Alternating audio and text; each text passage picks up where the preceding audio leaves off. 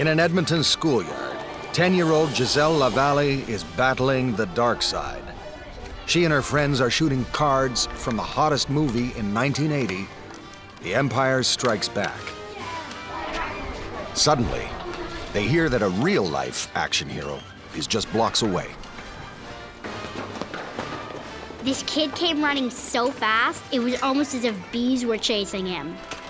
He told us Wayne Gretzky was nearby signing autographs. We all jammed ourselves inside. I think I said hi and thanks. We were all kind of stunned. I couldn't believe I'd met my hockey hero.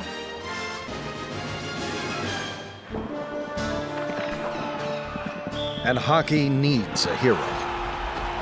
A game of skill has degenerated into a wrestling match on ice. Canada has lost the Stanley Cup. It's lost the Canada Cup, and hockey has lost its luster. But the 80s will produce an age of heroes. A 12-year-old girl named Justine Blaney will put herself on the firing line to challenge the hockey establishment. Legends will arise as great rivalries once again seize the national imagination. But most of all, it is a resurrection. Not since the mythic times of Maurice Richard and Gordie Howe will there be such celebration. The greatest scoring genius of the game will restore Canada's dreams, only to have them dashed. This is the decade of hope and betrayal.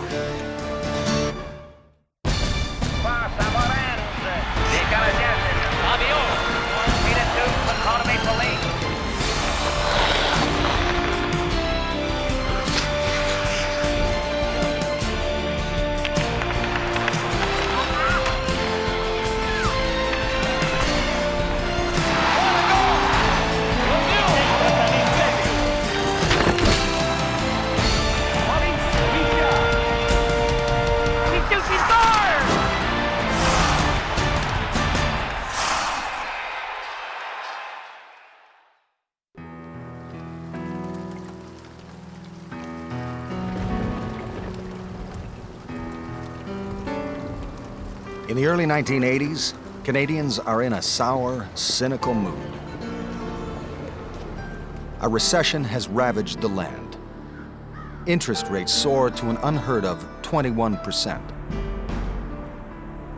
Auctions are a common sight as thousands of Canadians lose their homes, farms, and businesses.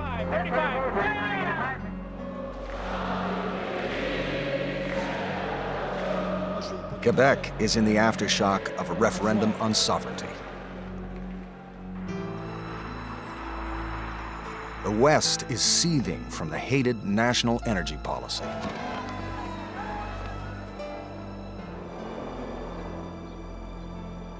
And there is no joy on the rinks of the nation. Out in front of the shot, they score! Larionov got that pass, the defense. In 1981, the Soviets shock fans by winning the Canada Cup. It seems things can't get worse, but they do. At his trucking company in Winnipeg, George Smith watches the loss of the Canada Cup turn into an even bigger national embarrassment. We watched the game here at work, and we saw Alan Eagleson and Pierre Elliott Trudeau present the Soviet captain with the Canada Cup. We thought, well, that's the end of it. Except that the following morning, there were these stories coming out about Eagleson refusing to let the Soviets take the cup home. And I thought, oh, this is one hell of a mess. Canada Cup organizer Alan Eagleson had called in 6 policemen to block the Soviet team from taking the trophy home. This belongs to the federal government. It's not going out of here, period. I think it was a cheap move from Mr. Eagleson not to give them the cup. They won it and they deserved it. You know, they showed in 1981 that they were the best on the ice. In Winnipeg, George Smith decides to teach Alan Eagleson a lesson in sportsmanship. He asks Canadians to donate $1 each to pay for a replica of the cup to present to the Soviets. Everybody wanted to be part of the picture. We ended up with $32,000. That's quite a lot of $1 bills. The letters came from everywhere in Canada. There was even a letter that came from New York City.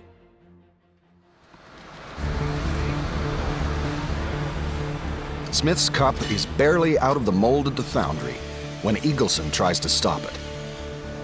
There's threatening talk of lawsuits. Smith even receives a visit from the RCMP.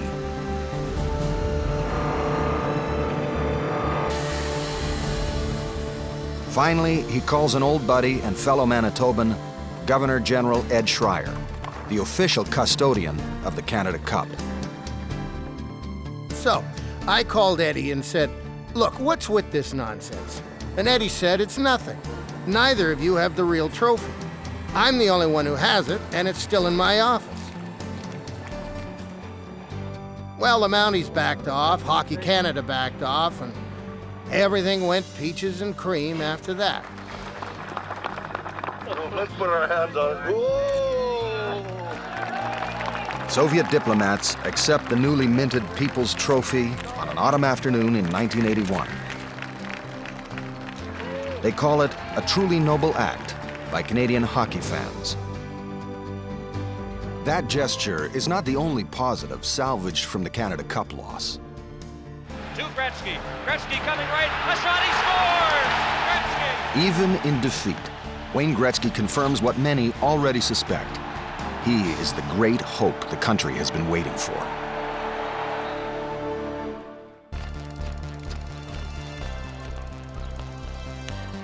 Wayne Gretzky is part of the Canadian Family Album. From the age of 2, every aspect of his life is exposed and scrutinized. When Peter Zosky interviews him in 1973, he's just 13 years old, but already a national celebrity. Have you ever been hurt, Wayne? Yes, I had my 3 front teeth knocked out in a game. Were those baby teeth or No, seconds. already the mark of a seasoned hockey player, eh? He's perfect. A family boy, polite, clean-cut, classic Canadiana. My last 6 or 7 years, I've always had a lot of attention through minor hockey and that. And I don't find it any different than it has been before. There's a little more publicity. And I just try to take it in stride. I don't try to fight it. And it works out well. Wayne, anyway, was the answer to whatever it was that people had on their brain about deteriorating Canadian skill level. He was the messiah. This guy came in and showed that he could stick handle and pass with the best, and in fact, better than any of them. So he gave us a great sense of, oh, good, whew, he's from Canada, we're okay. By the time he makes it to the NHL, Gretzky is a virtuoso, the Mozart of the game. He happened to be the man whose intelligence, if I could use the term from physics, vibrated at exactly the speed of a hockey game, which is why he could play it. It was like an instrument. He seems to do nothing. He seems to vanish. Right? This is what they all say. He vanishes. But he just goes in the peripheral vision of other people. He just goes where the game is going to go. Well, watching him from the press box, it reminded me of the old Rudyard Kipling story where a cobra has a guy cornered, and the cobra says, "If you move, I strike, and if you don't move, I strike." And that was Gretzky. You were dead no matter what you did. He's got it to Gretzky. He's got the open net. Gretzky, will he shoot? He does. He scores! He has broken the record. Gretzky has done the unbelievable. Barely out of his teens, Gretzky scores 50 goals in just 39 games, a feat still unsurpassed. He's just 21 when he racks up 200 points in a single season. Richard's records, Esposito's, Orr's, Howe's, all are shattered one after another. With Gretzky Gretzky looking, twisting, turning, scoring! Gretzky comes along and has an original way of playing a game that's been around forever. Does things that you're not supposed to be able to do. He's a physically underwhelming guy. He's very ordinary, which is part of the charm is that he's not a Superman. He looks like you and me, sorta. But he had this great original brain. He's a one-off.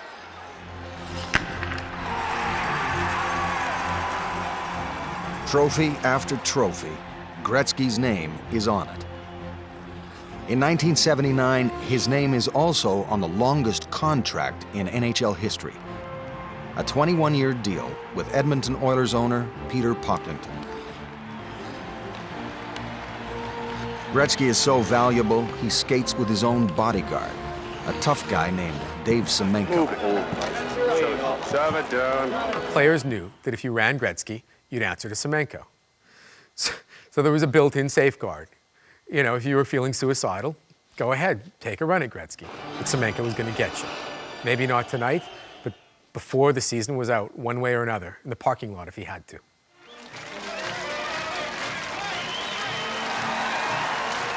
Off the ice, Gretzky is mobbed wherever he goes. Hockey's years in the wilderness are over. The national dream has been restored to the faithful.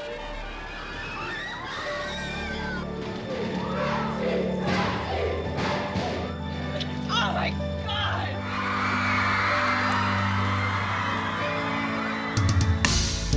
Gretzky is a marketer's dream. His face is everywhere, selling hockey sticks, soft drinks, jeans. In any language, Gretzky spells money.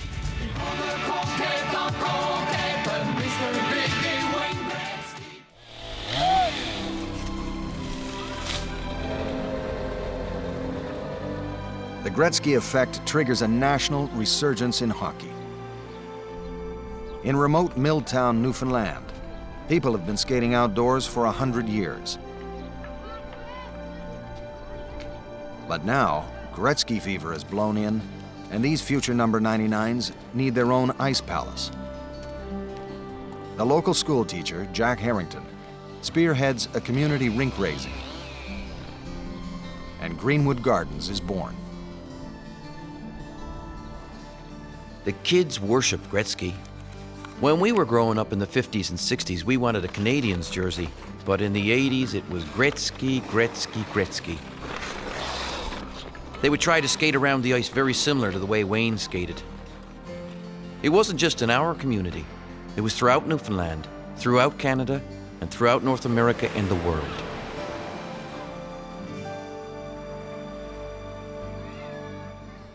In Giselle Lavalle's world, she need only look out her window to see the Great One's Edmonton apartment. He'll never know it, but he's become a touchstone for her. Life's been turbulent for this young Aboriginal girl. Family difficulties, lots of moves. Since getting his autograph, she's made Wayne Gretzky her inspiration. October 20th. The Great One came through in a dramatic way. Gretzky was mobbed by his teammates. It was great. Armed with a cheap stick from Woolco, Giselle endures the taunts and teasing of her teammates to play street hockey, Gretzky style. I'm the only girl playing street hockey in a neighborhood of boys. I tried to emulate Wayne's style of hockey. Unselfish and smart, a real team player with a strong work ethic and a lot of passion.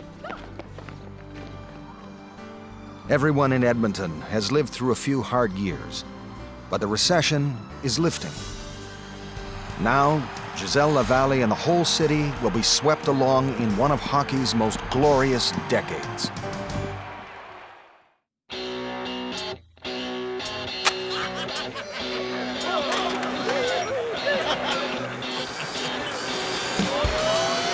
To be a member of the Rascals hockey team, there are two prerequisites. Play hard, party harder.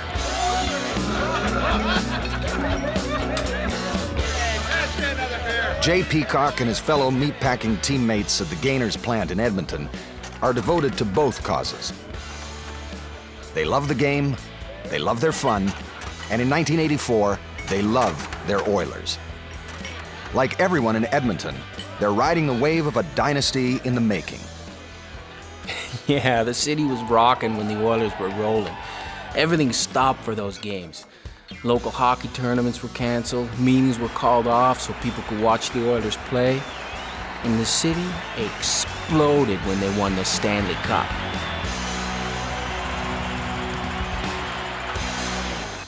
I don't think there's any feeling ever like it. I mean, it was the greatest feeling I've ever had in hockey.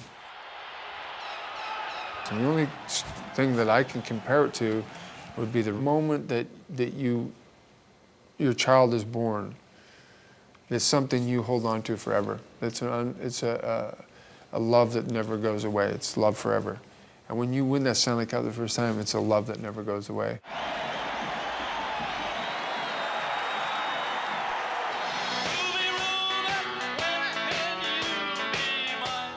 Peacock's boss is the brash millionaire, Peter Pocklington. In 1977, he sold a vintage Rolls-Royce, his wife's 12-carat diamond ring, and a Renoir to buy a hockey team. I've always believed in going after mountains, and after climbing to the top of one, I see one that's bigger. So anything is possible to a man who believes, and I believe. Peter was the perfect guy for Alberta, especially in that moment. The kind of gung-ho, independent entrepreneur. Well, sort of independent. He wasn't quite as independent as he made out. But the idea that I'm a businessman and I'm doing this on my own and I'm gonna carve this thing out of this city and I'm gonna make this franchise work and we're gonna win Stanley Cups here in Edmonton, and isn't that great? That was the perfect Alberta thing, the kind of Alberta in your face to everybody else. Jay Peacock spends his days toiling on the kill floor at Gainers, one of Pocklington's enterprises. It's hard, brutal work, but occasionally there are perks. When the Oilers win the Stanley Cup, Pocklington delivers it to the Gainers' lunchroom. My buddy got his picture taken. It was an amazing experience. Nobody ever dared dream they would see the Stanley Cup in their lifetime.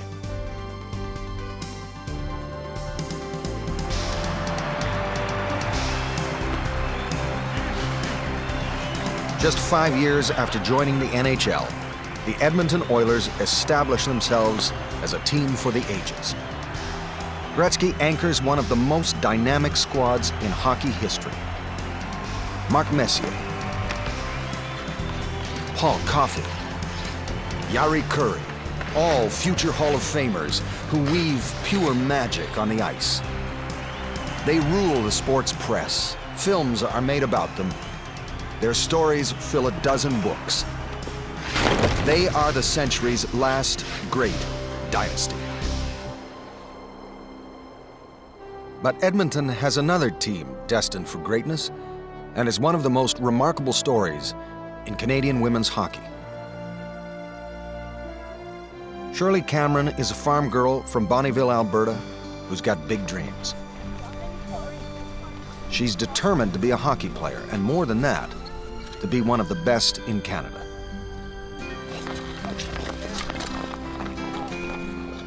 My parents didn't think women's hockey existed, and they thought it was a childish fantasy. But that didn't stop me. We played in this small area in between the 3 farms where the 3 Cameron families lived. And we would gather all the time at the slough, and we would play hockey every single night in the winter, and on Saturdays and Sundays.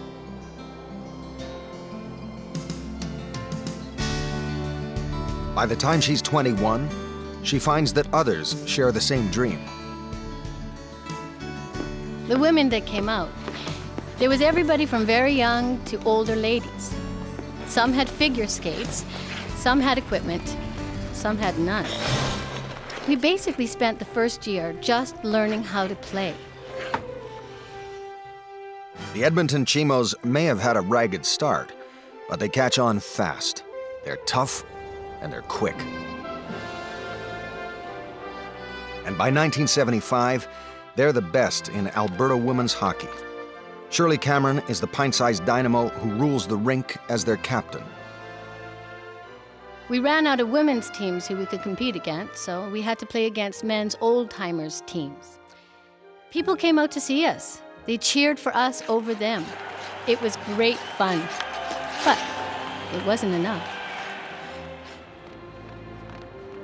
Cameron gets a job as a postal worker, and at the age of 29, wonders if she'll ever get the chance to play against the best in women's hockey.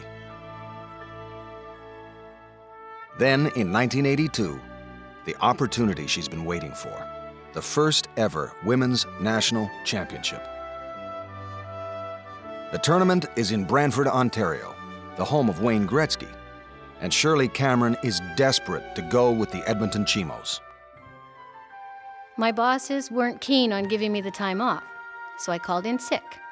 If any of my male colleagues were playing in a national championship, it would have been a huge deal. Sure, I may not have a job when I get back, but this was too important to pass up.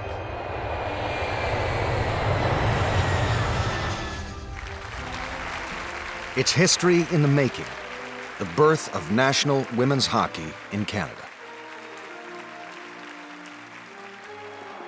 Shirley Cameron and the Edmonton Chimos make it to the finals. But the day before the big game, a reporter asks her name for a story he's writing.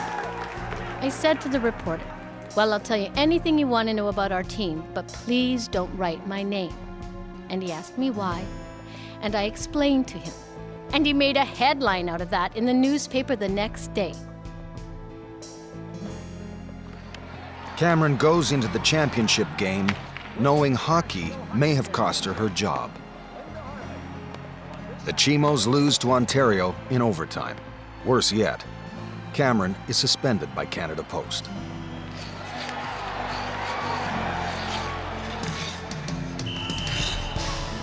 But national women's hockey is here to stay. And Shirley Cameron will be back. 2 years later, she leads the Edmonton Chimos to victory in the championship. There was no stopping you this time? Not this time, no. We weren't going to be rounding us up again, no way. Cameron is the series' top scorer and its most valuable player. And this time, Canada Post gives her the time off. As player and then coach, she'll take the Chimos to the national championship an astonishing 16 times. Her contributions as a player and a mentor to the future stars of the game are legendary. In the story of women's hockey, Shirley Cameron is one of the pioneers.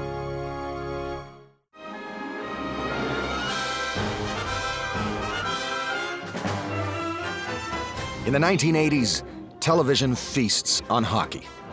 NHL tonight.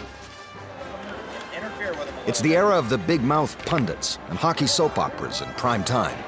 Historic rivalries are matched by fierce new ones, fought out on Saturday night television. In the West, the Calgary Flames and the Edmonton Oilers divide the province as they battle for the hearts of Albertans. But the most legendary feud of the decade pits Montreal against Quebec City. Spare goaltenders, everybody's on there now, and the melee starts. Whenever the Canadians and the Quebec Nordiques play, it's war on ice. Well, Chuck, and there's a pileup down there that's dangerous. Good Friday, 1984. Quebec's two beloved teams are in a no-holds-barred fight. There they go again. Going at it over there. Somebody's hurt down there now. The game is suspended, and everyone's sent off to cool down. Then, This is bad blood. Oh, here she goes again. the brawl goes on for an hour. 198 penalty minutes are handed out, and 10 players are thrown out of the game. It's remembered as the Good Friday Massacre. But it was crazy series against the Nordiques. Every game that we play against them was like going to war. You know, you didn't want to go to. You don't want to go to war. You know, but you had no choice. That's for the Nordics. In a province that considers hockey a religion, the rivalry has shades of David and Goliath. The Canadians have their backs against the wall now. The Montreal Canadiens had just won 6 Stanley Cups in the 1970s. They'd been the league's dominant team, led by its biggest star, Guy Lafleur.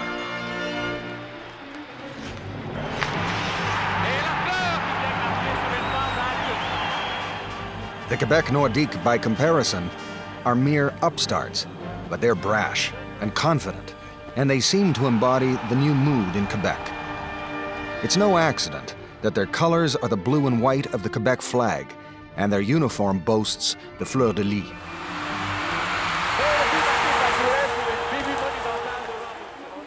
The rivalry becomes as much about politics as it is about hockey.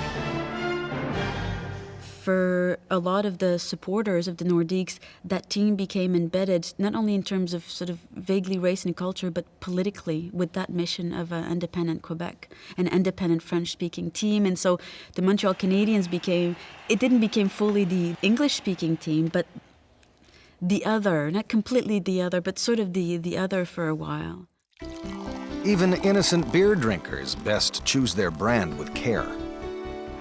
Molson owns the Canadiens, and O'Keefe owns the Nordiques.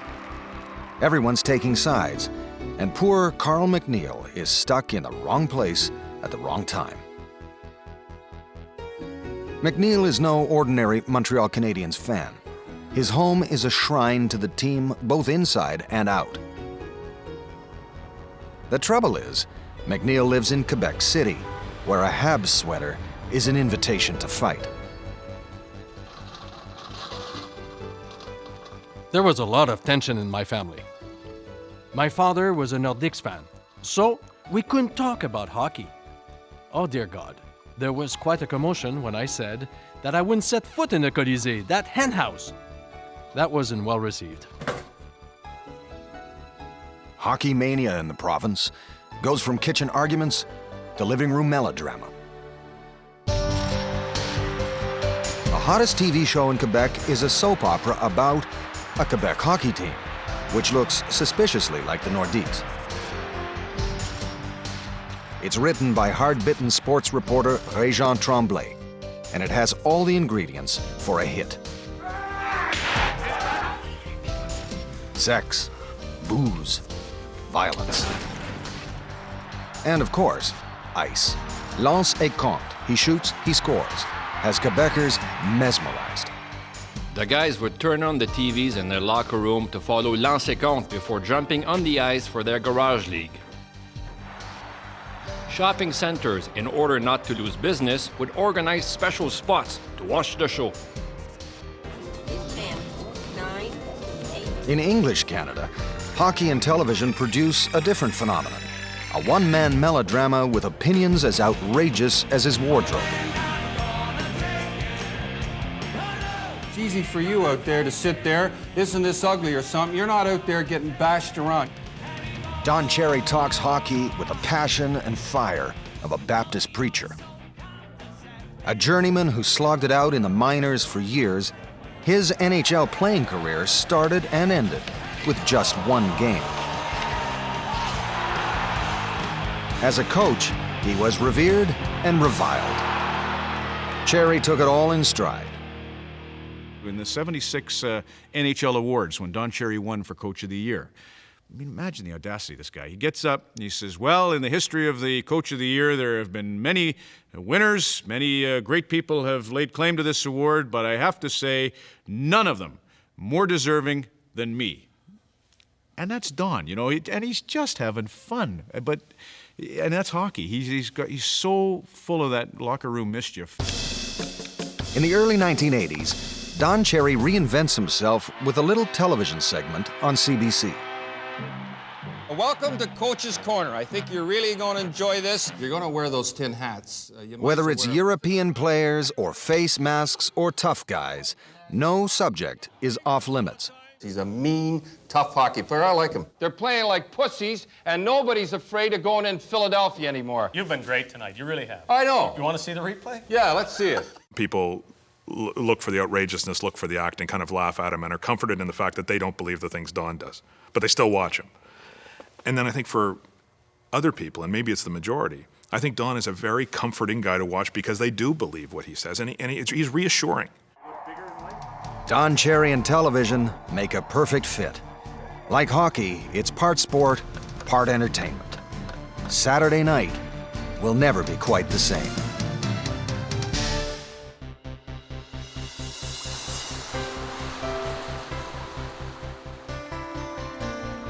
A year after meeting her hockey hero Wayne Gretzky, Giselle Lavallee moves to Sault Ste. Marie. The first thing she does is sign up for power skating class. No girl in the association's 50-year history has ever tried it before. She takes to the ice on skates 2 sizes too big. Sure, the boys teased me, but I didn't care. Out of 24, only 2 of us passed all the tests. My coach asked me what I was going to do, and I replied, play hockey. Giselle's personal battle for hockey equality is mirrored in leagues and rinks around the country. Women are pushing harder than ever to shatter the barriers, and none harder than a young girl from Ontario. Justine Blaney takes ballet, gymnastics, and figure skating lessons. But what she really wants to do is play hockey like her brother. And to improve her game, she wants to play with the boys. When she's told it's forbidden by the league, a frustrated little girl pours out her feelings to the city's newspapers. Tryout time is here again, and I'm gonna hear the same words again. Yes, you're good enough. We wish we could use you, but you're a girl. I have important reasons to want to play in the boys' hockey league. Girls' hockey offers only 2 levels of play. The boys have 5. I want to play more games at the highest level of competition. Is there an individual or a group that can help me? Help arrives in the form of the new Charter of Rights and Freedoms. Even the boys support her. But when Justine and her family go to court, they lose the first round. Very upset, and I'm very sorry for my team. They have to look for a new defenseman. Justine goes back to playing with the girls. But things are different now. She's made enemies of some of the most powerful figures in women's hockey. They're afraid that girls' teams will begin to crumble if the best players move to boys' teams. Justine is now a pariah. My teammates wouldn't speak to me. I would be on the bench and coaches would talk about me and how I was ruining women's hockey, not realizing I was right beneath them. And then players wouldn't even sit beside me on the bench. We'd go to tournaments and they would all go out bowling and not take me. It was a very difficult time. I was a very sad teenager. She fight for her spot. She fight for the place that she wanted to have as a hockey player at the level of hockey that she was able to play. And by doing that, of course, I mean, you get out of a lot of people's comfort zone, and most people are afraid to get out of their comfort zone. Her troubles continue at school. Rumors start to circulate. Every one of my friends were seeing me on TV, and all of a sudden they're saying, "Who do you think you are? You're some kind of hotshot." I was told I was gay, I was sleeping my way to the top, I'd never get married, and I'd never have kids. Despite the hate mail, despite the threats, Justine sticks to her guns. And when her case is heard in the Supreme Court, Canada's top judges rule in her favor. But it will take another year and a half before the Ontario Hockey Association finally caves in. Even then, Justine faces one final hurdle. She wins this case eventually in '87, and she phones the coach, "Hey, good news, I'm in." He says, "No, sorry, we filled the last card last night." And she told the story to her brother, and brother phones the coach and says, "Well, listen, you saying that you signed a guy last night, but if there was another card available, would you sign Justine?" "Oh, of course, if we'd had another card, sure." He says, "Well, I'm quitting." And so the coach had to put Justine in. In January 1988, 3 years after starting her legal battle, Justine finally laces up with the boys. But in a teen's life, 3 years might as well be 30. The tougher, faster boys' game has passed her by, and Justine soon quits the team. But she will continue to play and to inspire. When little girls today come up to me and say, "You know what? I'm playing boys hockey. Thanks." That really makes a difference. It helps lighten those years of discomfort.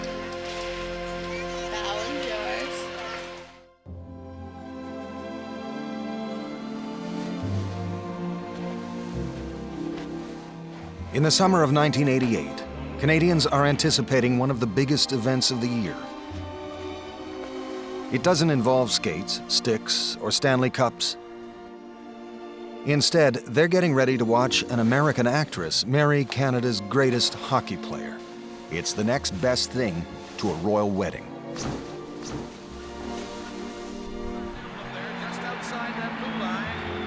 That spring, the Edmonton Oilers had won their 4th Stanley Cup.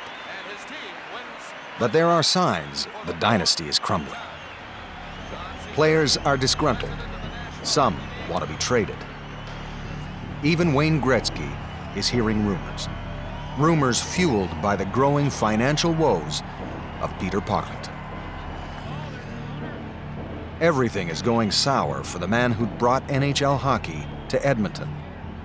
Bad investments leave him in a sea of red ink. To make matters worse, a 6-month strike at his Gainer's meatpacking plant ends in broken heads and a bitter union.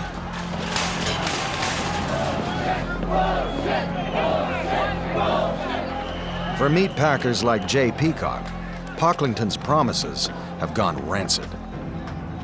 Yeah, I got arrested 4 times. 3 times the first day and once on the second.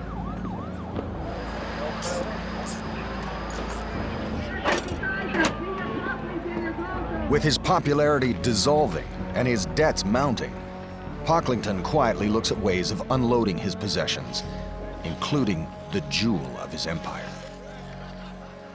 We just won the Stanley Cup, and I got people saying to me, you know, you might be traded. So you get defensive, you know? And so that's what it really came down to. Peter and I came a business disagreement mid-July probably, and I knew I was probably going to be traded at that point. Throughout the summer, Pocklington secretly peddles his prize to interested buyers. Word doesn't get out because Canadians are distracted by talk of free trade with the U.S. and a fairy tale wedding. Nearly 10,000 people crowd Edmonton's Jasper Avenue on a hot July day to see the marriage of Wayne Gretzky and actress Janet Jones. Hockey weds Hollywood. The city goes all out. Guests include celebrities, teammates, and politicians.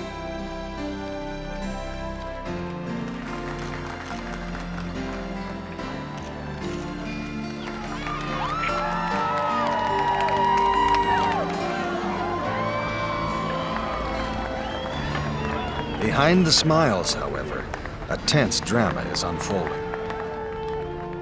Knowing his days in Edmonton are numbered, Gretzky's only play is to decide where he goes.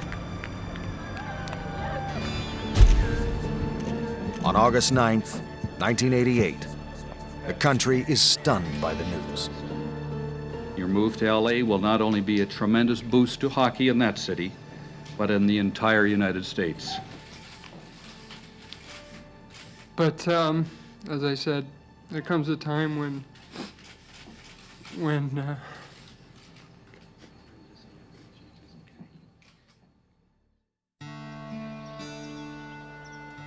For Giselle Lavallee, like millions of Canadians, the sale of the Great One is a bombshell. My jaw dropped to the floor. I still can't believe it. I grew up with him and now he's gone. When Gretzky was sold to the Los Angeles Kings by Peter Pocklington, obviously the initial reaction was, there goes our birthright, there goes our genius from Brantford, Ontario, from a great hockey town being sold to Hollywood. What a terrible thing. Gretzky going to Los Angeles created the illusion that hockey was portable, that you could take hockey anywhere and sell it, that it didn't have to have any roots, that you could sell it to people who had never seen ice, who had never played the game, and who had no connection and didn't know who Foster Hewitt was. Hockey is about to go in new directions. Giselle Lavalle will also move on. She'll be the first in her family to go to university, graduating with a master's degree. Her work will take her to Saskatchewan, fighting for First Nations justice. And she'll work with Aboriginal kids playing the game, Gretzky style. I love hockey. I love playing it.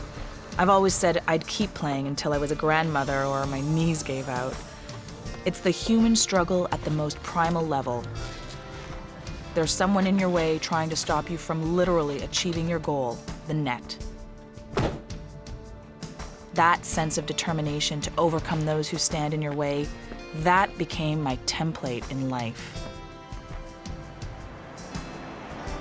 That determination pays off one more time.